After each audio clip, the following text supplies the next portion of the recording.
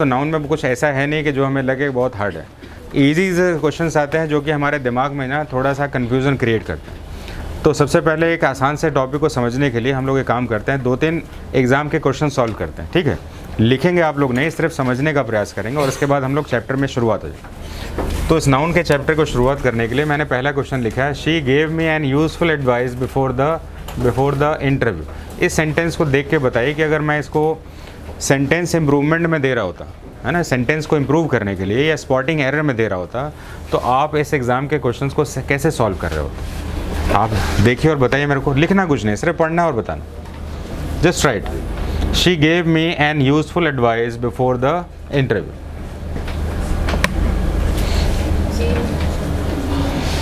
आप लोग ट्राई सिर्फ करिए, है ना, गलत सही होने का तो कोई ऐसा कुछ वो नहीं है। सभी से हम मौका लेंगे इसमें। बैठे बैठे आप थोड़ा सा समझा दीजिएगा। ABCD बोलने से अच्छा आप कुछ बताइएगा, नहीं तो ऐसे तो ABC बोलेंगे तो काम नहीं चलेगा ना, थोड़ा सा। हाँ हाँ, क्या बोल रहे थे? She gave me advice before the... चलिए ठीक है, इन्होंने अपना ट्राई किया, आप अपना ट्राई करिए। यूजफुल एडवाइस, एडवाइस तो एडवाइस आप बताइए, दिया है तो दिया है भाई, हम क्या करें इसके लिए, हमने थोड़ा ना बोला है इसमें। जी, मैं आपको एक आंसर दे दूं। ये मैंने आपको हिंट दिया हुआ, इसका आंसर ये है कि मैंने आपको हिंट दिया हुआ, आज नहीं पहले दिया हुआ। That is rest is your choice.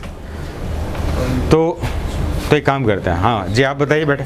हैं नहीं, ABCD ऐसा नहीं बोलना, आपको आंसर समझाना है। अच्छा ठीक, कोई बात। हाँ, आप ये बताइए अमन। एन यूजफुल एडवाइस जो है ना सर, एक सर एक अनकाउंटेबल नाउन है सर, उसके हिसाब से अनकाउंटेबल नाउन क्या है सर, आर्टिकल नहीं लगता है, इसलिए सर एन यूज नहीं करेंगे। और कोई ऐसा चीज़ बताना चाहता है? चलिए ठीक है, हम इसको समझाने का प्रयास करें और बाकी लोग जो है आप अपने जगह पर रहिएगा। ठीक है, ऐसा नहीं है कि आप गलत हैं, आप सही भी हो सकते हैं। तो चलिए मैं काम करता हूँ, आपने जो बताया उसको लेके चलते हैं। एडवाइस एक वर्ड है जो कि अनकाउंटेबल है, आपके फ्रेंड ने बिल्कुल सही कहा, लेकिन अनकाउंटेबल के साथ हमारे पास ए और एन कभी भी यूज़ नहीं किया जाता। ऐसा क्यों नहीं किया जाता है? क्योंकि ए एक को बताता है और एन भी एक को बताता है, और अनकाउंटेड है तो एक क्यों होगा? आर्टिकल में ए और एन का यूज़ इसलिए नहीं किया जाता क्योंकि अनकाउंटेबल को गिना नहीं जा सकता। जैसे कि वाटर, गिव मी ए वाटर नहीं कह सकते हैं, गिव मी ए एयर नहीं कह सकते, गिन नहीं सकते ना इसको। गिव मी ए फूड नहीं कह सकते, क्यों नहीं कह सकते? गिन नहीं सकते ना इसको हम। लेकिन अब मैं आपसे कह रहा हूँ कि अगर कोई मान लीजिए दे ही दे, इसमें मैंने आपको पहले ही बताया था कि ये सेंटेंस मैंने पहले आपको बताया था, आप उसको अभी एग्री भी करने वाले। लेकिन अगर मैं सेंटेंस में चाहूँ कि भाई ऐसा है कि उसने जीवन में मुझे एक ऐसी बात बताई जिसने मेरे जीवन को बदल दिया। अब दोबारा सुनिए इस बात को, उसने मेरे जीवन में एक ऐसी एडवाइस दी जिसने मेरे जीवन को बदल दिया। अब मैं यहाँ पर एम्फसाइज किसको कर रहा हूँ? एक। अब मुझे बताइए कि ऐसे सेंटेंस में जहाँ एक एडवाइस ने जीवन बदल दिया, क्या उसमें एड एन या ए नहीं लिखेंगे तो क्या सेंटेंस का सेंस बनेगा क्या? कोशिश करके देख लीजिए इसमें आप कैसे बोलेंगे। इसमें he gave me advice which change my life, क्या सेंस दे रहा है वो वाला सेंटेंस? तो कहने का मतलब जिन्होंने ये ट्राई किया था, क्या आप अपने आंसर को चेंज करना चाहेंगे? क्वेश्चन समझ में आ भी रहा है कि नहीं आ रहा? सबसे पहले तो क्वेश्चन समझने का बात भी करना। तो ये बिल्कुल आपने आधे के दायरे में बात सही कह दी। मैंने कहूँ 100 का नंबर का क्वेश्चन था तो 50% तक लोगों ने जो है अच्छा अप्लाई किया है इसमें नॉलेज को। अब उसके बाद का अप्लाई करते हैं उसमें। कुछ ऐसे सेंटेंस होते हैं जहाँ पर कुछ ऐसी बातें कह दी जाएँ जो एक से ही शुरू होती है। जैसे भगवान एक, लेकिन भगवान को गिन नहीं सकते। ऐसा एडवाइस जिसने जीवन को बदल दिया, ऐसा भी हो सकता है। होता है कि नहीं होता इसमें? तो यहाँ पर जो है अगर कोई ऐसी बात हो जाए इसमें जो हमारे पास लग रहा है, तो ऐसे सेंटेंस को या तो हम एन का यूज़ या ए का यूज़ अगर हो रहा है इसमें जिसमें कोई एक ख़ास बात की बात हो रही है, तो नहीं हो रही है तो हम इसको हटा के काम चला सकते हैं। लेकिन अगर ख़ास बात की बात हो रही है तो हम यहाँ पर ऐसे लिख सकते हैं, अ पीस ऑफ एडवाइस। क्या लिख सकते हैं? अच्छा मुझे बताइए, ऐसा वर्ड हमने पहले यूज़ किया था कि नहीं? तेज़ नहीं बोल रहे आप। हमेशा ध्यान रखिए, ऐसे क्वेश्चंस के आंसर्स 2 बनते हैं, इसलिए क्वेश्चन मैंने लिया है। ऐसा कभी नहीं होता अनकाउंटेड के साथ, नहीं होता ज़रूर है इसमें, इसका तरीका बदल जाता है। तो क्या हम ये क्वेश्चंस को कर पाएंगे अभी तो हम यहाँ पर कुछ ऐसी बात नहीं हो रही है, लेकिन हम यहाँ पर एन को हटा भी सकते थे और एन की जगह पर आप पीस ऑफ यूज़फुल एडवाइस लिख सकते थे। यहाँ पर एक दूसरे तरीके से देखने का शुरू करते हैं। यहाँ पर एक छोटा सा दूसरा एरर समझने के लिए भी है। जनरली हम एन का यूज़ करते हैं AEIOU, AEIOU, और एक यू वर्ड लिया हुआ है जिससे कि हमें लग रहा है कि एन लगना चाहिए, है ना। लेकिन हमें पता होना चाहिए यू का जब यूज़ किया जाता है सेंटेंस वर्ड के स्टार्टिंग में, तो उसका प्रोनाउंसिएशन जो होता है अ होना चाहिए। जैसे कि यू से अम्ब्रेला, यू से तो अम्ब्रेला यू से तो बना है इसमें, लेकिन प्रोनाउंसिएशन इसका फोनेटिक साउंड कैसा है, अ का है इसमें। अगर मान लीजिए यूनिवर्सिटी कह दिया होता तो यू का यूनिवर्सिटी एन नहीं लेगा, वो ए ही लेगा। क्या इतना समझ पा रहे हो? तो दूसरे क्वेश्चंस में आके अब दूसरे क्वेश्चंस को सॉल्व करते हैं। Each of the candidates were asked to produce their identity card. Try करिए, जल्दी से ट्राई करिए, इसमें देखें क्या है। आपको थोड़ा समझाना भी है ना, सभी को मौका देंगे इसमें, ऐसा नहीं कुछ ही से। हाँ, इधर से गर्ल से बताएंगे कुछ, ट्राई करें जल्दी से। जिन्होंने ट्राई नहीं किया उनको उनके साथ बात करें जी। बैठे बैठे रहे। Words like each either neither will always take singular verb. So there should be was instead of were. ठीक है, और भी ले लेते हैं। हाँ बताइए पीछे से।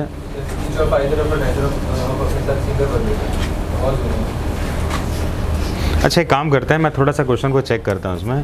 What is the main difference when each is used and each of is used? ये दोनों में क्या अंतर है?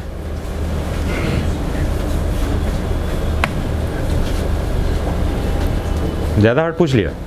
वापस है, वापस चले जाएं क्या? तो फिर बताइए, नहीं तो हम नहीं, अगर ट्राई नहीं करेंगे तो छोड़ देंगे। क्योंकि आपने ईच वर्ड के साथ जो रूल बताया ना, इसी वर्ड को समझने के लिए मैंने ये दोनों के बारे में कहा। ये दोनों से क्या समझते हैं?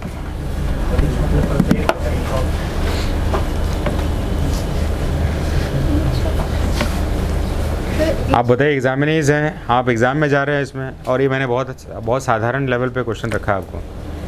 ईच और ईच ऑफ में क्या डिफरेंस? नहीं ट्राई करवा रहे, फिर तो गलत हो जाएगा जी। ये तो तरीका नहीं हो बताने का, ये तो रटा हुआ एक दो लाइन का चीज़ हो गया ऐसे जी। सर सर वहाँ पे जो ईच ऑफ है ना सर, ऑफ के बाद अगर द कैंडिडेट्स अच्छा हो गया चलो हो गया। सर वो एज ऑब्जेक्टिव हो जाएगा सर, इसलिए सर वहाँ पे सर वर्ड लग सकता है। बट अगर सर सिर्फ ईच अगर यूज करते हैं तो सर उस हिसाब से सर वहाँ वॉज होना चाहिए। मतलब आपने जो बोला उसका कोई तरीका भी नहीं समझ में। मैंने कहा ईच और ईच ऑफ में क्या डिफरेंस है? Sir, each मैंने तो आपको सिर्फ यही कहा ना कि ईच और ईच ऑफ में बताइए। आप सिंगुलर प्लूरल में क्यों जा रहे हैं सर? हाँ आप भी बताइए। each इंडिविजुअलिटी को बताता है, बट ईच ऑफ एक ग्रुप को बताता है कि इस ग्रुप में से सभी को आईडी प्रूफ कर। अच्छा एक बात बताइए, अगर मैं कहूँगा ये पेन पेंसिल टॉफ़ी जो है ईच स्टूडेंट को दे दीजिए, तो ये एक को बता रहे क्या? सर ईच ऑफ एक प्लूरल काइंड ऑफ ये नहीं कह रहा हूँ। ईच जब भी बोल रहे हैं तो क्या किसी एक को बोल रहे हैं क्या? आप ही बताइए। ईच बोलने का मतलब है क्या आप किसी एक के बारे में बात कर रहे हैं क्या? क्योंकि ईच का मतलब होता है प्रत्येक, ये हर एक, तो वो भी तो सिंगुलर नहीं बन रहा है इसमें। तो आप देख रहे हैं इसमें कितना छोटा छोटा चीज़ में हम फंस जा रहे हैं। चलिए आपके समझने वाले आसान तरीके को बता देते हैं कि ईच ऑफ का यूज़ जब किया जाता है तो उसके साथ हमारा सब्जेक्ट होता है प्लूरल और वर्ब होता है सिंगुलर। ये सेंटेंस का क्लैरिफिकेशन ज़्यादातर जगहों पर बताकर खुश कर दिया जाता है, लेकिन इस जगह पर ऐसा करना सही नहीं। ईच का प्रयोग जब किया जाता है तो ईच का प्रयोग एक एडजेक्टिव के रूप में भी किया जाता है और एक प्रोनाउन के रूप में भी किया जाता है, यानी सब्जेक्ट के रूप में। तो ईच का यूज जब एडजेक्टिव के रूप में होगा तो ईच बॉय हो जाएगा, और ईच का प्रयोग जब प्रोनाउन के रूप में किया जाएगा सब्जेक्ट के रूप में तो ईच हैज़ वर्ब के साथ कर दिया जाएगा। तो ईच का यूज सेंटेंस में जो है दो तरीके से होता है, एक एडजेक्टिव के रूप में और एक प्रोनाउन के रूप में। लेकिन ईच ऑफ का जब भी यूज़ करते हैं ना तो ईच ऑफ का यूज़ जो है एक प्रोनाउन के रूप में ही किया जाता है, ठीक है। और ये वर्ड जो है हमेशा एक प्लूरल सब्जेक्ट की डिमांड करता है, लेकिन इसके साथ वर्ब रहता है सिंगुलर। इसको हम प्रोनाउन के चैप्टर में डिस्क्लोज करेंगे, अभी इतना ही लेके समझ लें। अब इसको भी ज़रा एंजॉय करिए। ये सब मैंने आपके एग्ज़ाम वाले क्वेश्चंस लिए, इसको ट्राई करिए ज़रा भी। The furniture in these rooms are made of teak wood. Teak wood करके एक लकड़ी का नाम है आपका, इसमें क्या होना चाहिए इसमें? आप पार्टिसिपेट करें तो मज़ा आएगा इसमें। ऐसा करके कैसे होता है इसमें? ABC बोलने से थोड़ा ना कुछ हो जाता है। सभी लोग एक एक बोल दें तो ऐसे तो 50 बार हो जाए इसमें। ऐसा नहीं होना चाहिए। आप कुछ रीज़न के साथ बताएंगे तभी होगा।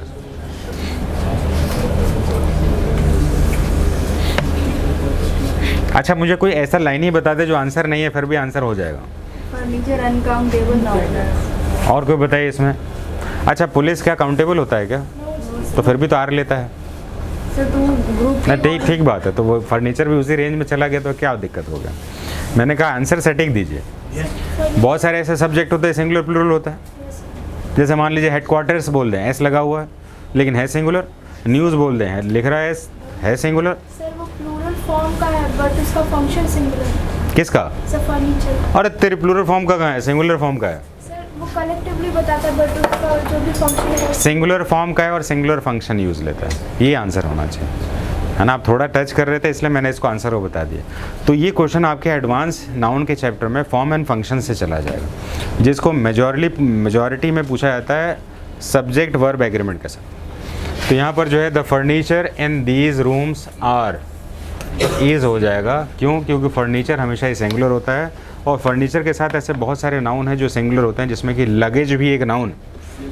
कहीं ऐसा ना हो कि फर्नीचर की जगह पर लगेज आ जाए और उसमें आप फंस जाएं, तो लगेज के साथ भी हमें इज़ लगाना चाहिए। अब हम लोग टॉपिक के लिए रेडी हैं। अब आपका दिमाग जो है नाउन पढ़ने के लिए रेडी हो चुका है। स्टार्ट करेंगे नाउन। 2 लाइन लिखकर अपने टॉपिक में आ जाते हैं। जल्दी लिखेंगे नाउन। हेडिंग बनाएंगे जल्दी से। नाउन 2 लाइन का इंट्रोडक्शन कर लेंगे। Noun is the naming word. Noun is the naming word. Noun is the naming word which is used to give name. Noun is the naming word which is used to give name.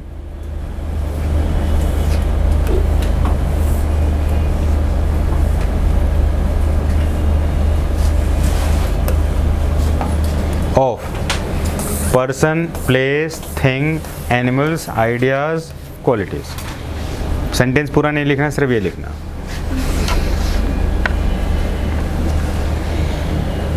पूरा sentence नहीं, जिसको underline किया वही लिखेंगे सिर्फ। और लिख लिया तो एक जल्दी से सेंटेंस बना के बताइए कि आप इसको लिख पा रहे हैं कि नहीं।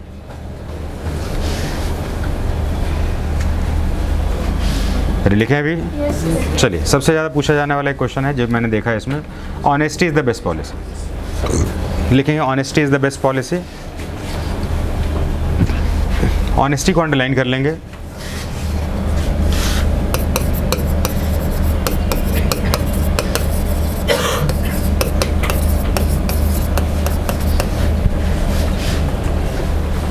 Honesty is the best policy.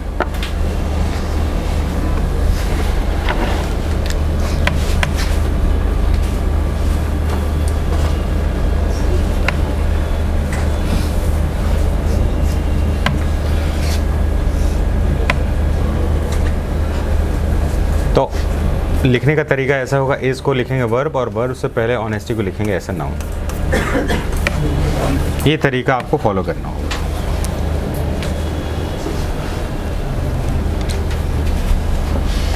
हम लोग यहाँ से नाउन की शुरुआत करेंगे, क्योंकि प्रीवियस क्लास में मैंने आपको इंट्रोडक्शन ऑफ सेंटेंस किया था। सेंटेंस के इंट्रोडक्शन में मैंने आपको क्या बताया था? सेंटेंस मेनली 2 पार्ट में डिवाइड होता है, सब्जेक्ट और प्रेडिकेट। और सब्जेक्ट या तो नाउन होता है या प्रोनाउन होता है, और S part of the sentence को हम कहते हैं प्रेडिकेट, जिसमें कि पार्ट ऑफ स्पीच के सारे सेक्शंस आ जाते हैं, जिसमें कि वर्ब होता है, एडवर्ब होता है, कंजक्शन होता है। तो एक क्वेश्चन से शुरू कर रहे हैं इसमें। सभी लोग क्वेश्चन ध्यान देंगे इसमें। अंकित पटेल से शुरू करेंगे इसमें। आप मुझे बताइए कि ये बेस्ट के आगे क्या लगा हुआ है? अभी बेस्ट लिखा था और honesty is the best policy. Best क्या है, क्या लगा है? अब मैं आपसे क्वेश्चन जानना चाहता हूँ कि द क्यों लगा है? कहीं से भी क्वेश्चन उठा नहीं सकते क्या?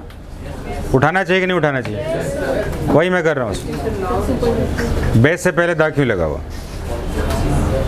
मैंने कहा बेस्ट से पहले द क्यों लगा हुआ?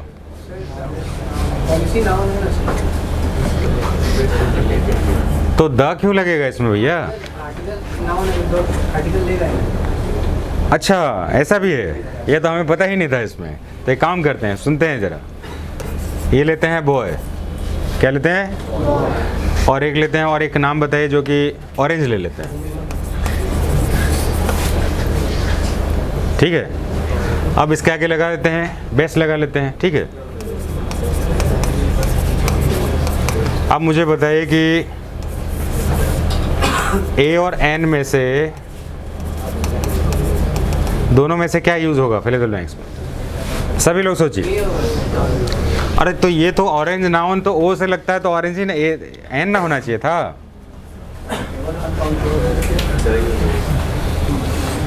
सिलेबस के साथ हम एंजॉय कर रहे हैं और कुछ नहीं कर रहे हैं। रितेश बताइए, बैठे बैठे बताइए। बिल्कुल यही जवाब होना चाहिए था, है ना। इन्होंने क्वेश्चन डाइवर्ट कर दिया, इसलिए मैंने इनको ये वाला क्वेश्चन मैं डाल दिया इसमें, हालांकि इधर तक पहुंच नहीं पाते इसमें। तो रितेश ने अच्छा जवाब दिया था इसमें कि बेस्ट एक सुपरलेटिव डिग्री है, और सुपरलेटिव डिग्री जो होता है ना, जैसे कि टॉलेस्ट, वाइजेस्ट, क्लेवरेस्ट, और एक बताइए ब्रेवेस्ट, और एक बताइए, और एक बताइए हार्डेस्ट, और कुछ बताओ, सब हम ही बता दें। वीकेस्ट, अरे बेस्ट तो लिखा ही हुआ है, डीपेस्ट, और स्मार्टेस्ट, और स्मॉलेस्ट हो गया, ग्रेटेस्ट। तो सुपरलेटिव समझ में आ रहा है, ठीक है। कुछ लोग सोच रहे हैं सर मोस्ट भी लगता है इसमें, छोड़ देंगे सर। तो अभी मैं एक काम कर रहा हूँ इसमें कि अब मुझे बताइए कि कब जो है सुपरलेटिव के साथ जो है द नहीं लगता। इसमें द बेस्ट लगा हुआ है, अगर मुझे यहाँ पर द को हटाने वाला रूल लगाना होता तो क्या करता? Honesty is the best policy. मुझे यहाँ पर द हटाना है, जल्दी से बताइए क्या होना चाहिए। ये सभी को पता है, मैं बता दूँ, ये हमने क्लास में बताया आपको। बताइए क्या करें? द हटाने के लिए मुझे क्या करना होगा?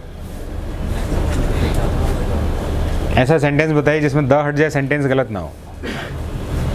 CAPF एग्जाम में क्वेश्चन आता है remove the without changing, without making it's incorrect. The हटा के इसको इनकरेक्ट से बचाइए। कितना साइलेंट होगा, में इसको बनाएंगे। तुम बोर होगी लगता है। नहीं क्या बता रहे हैं, लिखा होगा नहीं रहे कुछ, घर में आज जाएंगे तो पता चले कि आधा पेज में नहीं। चलो ठीक है, छोड़ देते हैं इसको। देखिए ध्यान रखिएगा, अगर द हटाना है आपको तो हमेशा ध्यान रखिए honest is my best policy लगा दीजिए, द हट जाएगा। द कब हटेगा?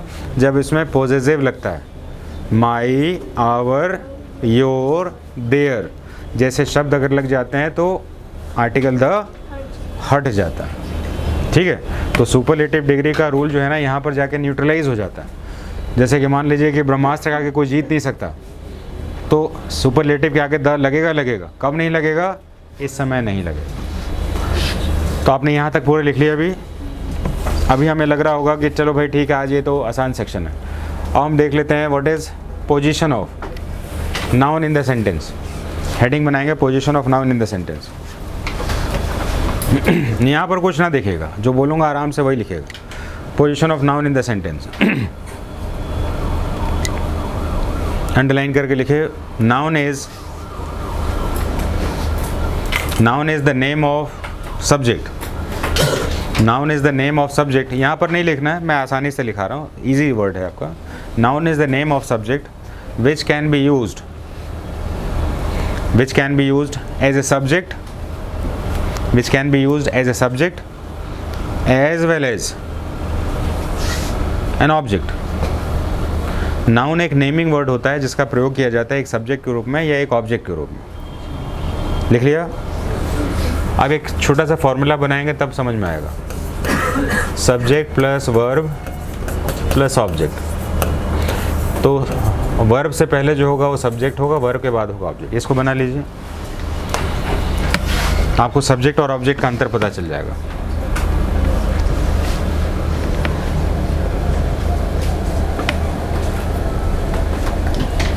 अब एक सेंटेंस लेंगे, ये थोड़ा सा लंबा सेंटेंस हो गया, इसमें एक छोटा सेंटेंस लिखेंगे। इसमें Ram helps Mohan. Ram helps Mohan, 3 word का सेंटेंस। अब आप जल्दी से मुझे तीनों जो भी वर्ड है उनको अंडरलाइन करके बताइए कौन सब्जेक्ट है, कौन ऑब्जेक्ट है और कौन वर्ब है। राम सब्जेक्ट हो गया, हेल्प्स वर्ब हो गया और ठीक है। तो यहाँ पर तो हमने राम के बारे में या नाउन के बारे में पता कर लिया। अब यहाँ पर एक और चीज़ हमें थोड़ा सा देखना होगा कि सुनेंगे पहले आराम से। नाउन क्योंकि नेमिंग वर्ड होता है इसलिए सब्जेक्ट और ऑब्जेक्ट में ये अनचेंज हो जाता है। लेकिन अगर ये रूल प्रोनाउन में चला जाए, क्योंकि नाउन और प्रोनाउन दोनों यूज़ होता है सेंटेंस में, तो प्रोनाउन में चला जाएगा तो ध्यान रखना होगा प्रोनाउन जो होता है वर्ब से पहले सब्जेक्ट होता है और प्रोनाउन वर्ब के बाद ऑब्जेक्ट में चला जाता है। ये वाला रूल के साथ कुछ बातें लिखना होगा, लिखेंगे, नोट लिखेंगे। मैं बता रहा हूँ, चार्ट बनवा देंगे ये पूरा, लिखेंगे इसमें। If pronoun is used, if pronoun is used as subject and as object, then it follows this chart rule। तब ये चार्ट के नियम को फॉलो करेगा। then it follows this chart rule। अब छोटा सा एक चार्ट बना लेंगे सब्जेक्ट और ऑब्जेक्ट पे।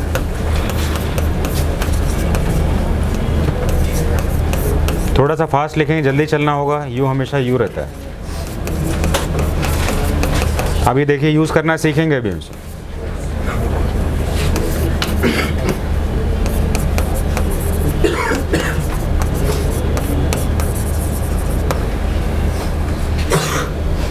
अब देखिए एक सेंटेंस हम बनाएंगे, आपको समझ में आ जाएगा। क्योंकि कभी भी कोई भी एग्ज़ाम जो होता है ना, वो एक टॉपिक से नहीं होता, 2-3 ग्रामर का टॉपिक मिलाकर होता है।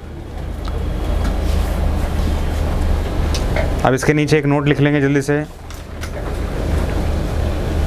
ये pronoun is used as subject, ये pronoun is used as subject, then subjective pronoun should be used. अगर प्रोनाउन का यूज सब्जेक्ट जैसा किया जाए तो ये सब्जेक्टिव प्रोनाउन यूज होगा। Subjective pronoun should be used. एक एग्जाम्पल लिखेंगे, गलत लिखवा रहा हूँ, उसको सही बाद में करेंगे, पहले गलत लिख लीजिएगा। रेडी हैं आप लोग?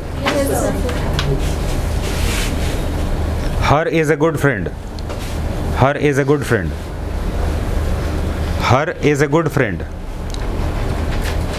इज को अंडरलाइन करें, लिखें वर्ब, इज को अंडरलाइन करके लिखें वर्ब। और यहाँ पर हर क्या हो गया? प्रोनाउन हो गया। लेकिन प्रोनाउन में कौन सा वाला पार्ट है? तो वर्ब से पहले अगर यूज़ हुआ है तो क्या होना चाहिए था? तो इसलिए सेंटेंस को लास्ट में रॉन्ग करेंगे ऐसे करके और लिखेंगे हर की जगह पर शी इज़। तो हर इज़ अ गुड फ्रेंड की जगह पर she is a good friend होना चाहिए। आप मुझे बताइए पहला सेंटेंस समझ में आ गया कि नहीं? दूसरा रेडी है अभी? दूसरा लिखे जल्दी से।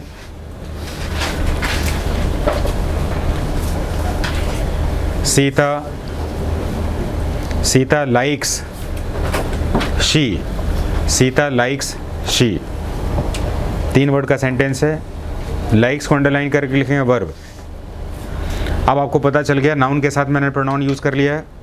अब हम देख रहे हैं एग्जाम में आपका ऐसे ही रहता है ना, नाउन पढ़ रहे हैं इसका मतलब सिर्फ नाउन के एग्जाम्पल होगा ऐसा नहीं होता है। नाउन के साथ प्रोनाउन मिक्सअप करके दिया जाता है।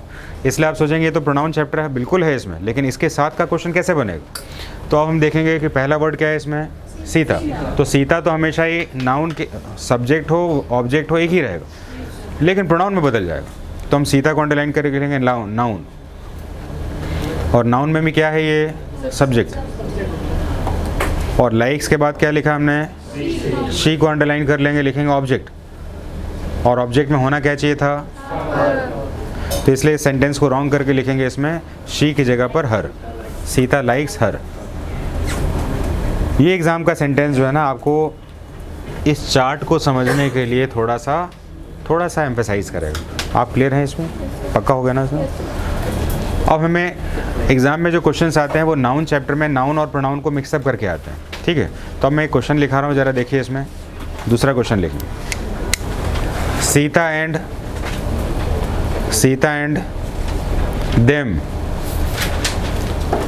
And them play with one another, Sita and them play with one another, play with one another, full stop.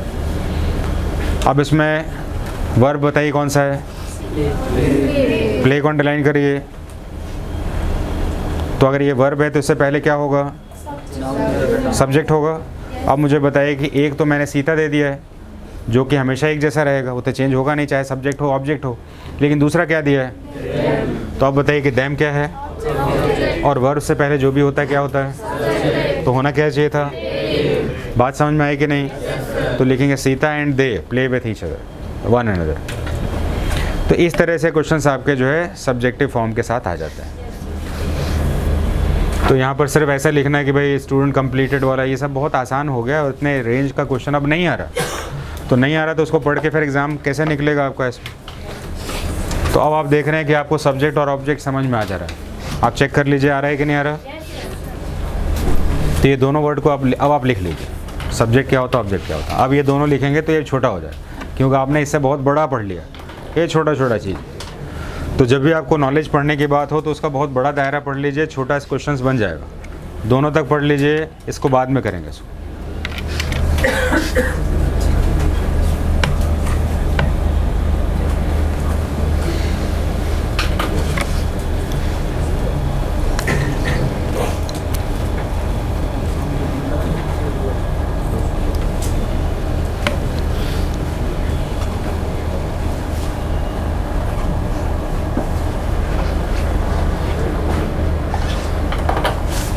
थोड़ा सा फास्ट चलना पड़ेगा, ऐसा नहीं चलेगा ये। आप लोग लगता है पूरे लिखने के चक्कर में आ गए हैं इसमें। आपको यहाँ नहीं लिखना है, ये दोनों नहीं लिखना है अभी, है ना। ज़्यादा लालची मत बनिए इसमें। अब आगे जैसे मैंने इसको बताने के लिए एक बड़ा कहानी सुना दी है, इसको भी सुनाएंगे अभी, तब ये समझ में आएगा। अब हेडिंग बनाएंगे subject and subject complement, subject and subject complement. जल्दी से लिखिए, हेडिंग है हमारा सब्जेक्ट एंड सब्जेक्ट कॉम्प्लीमेंट। देखिए कॉम्प्लीमेंट वाला वर्ड आ रहा है अभी, इसी को सॉल्व कर रहे हैं, subject and subject complement.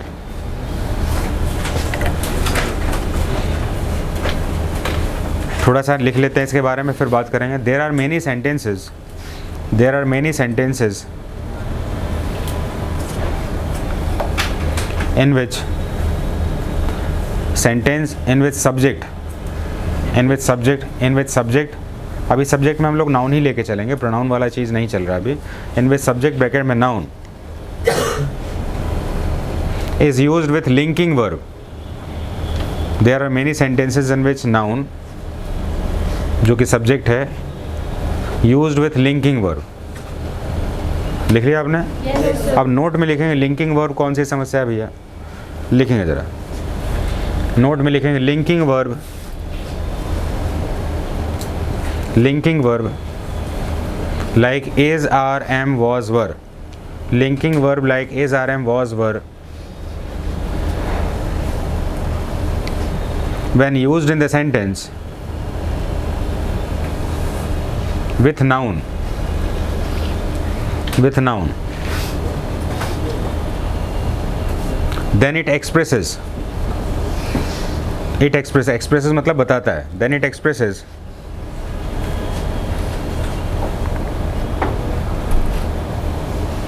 something about, then it expresses something about noun oblique subject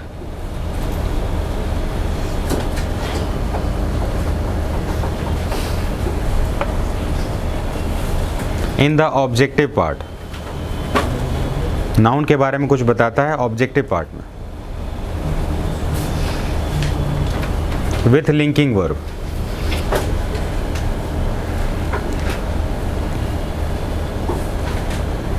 इस चीज़ को समझने के लिए एक दूसरा पॉइंट भी बनाया गया। ये मान लीजिए नहीं समझ में आए तो नोट नंबर 2 लिखेंगे। व्हेन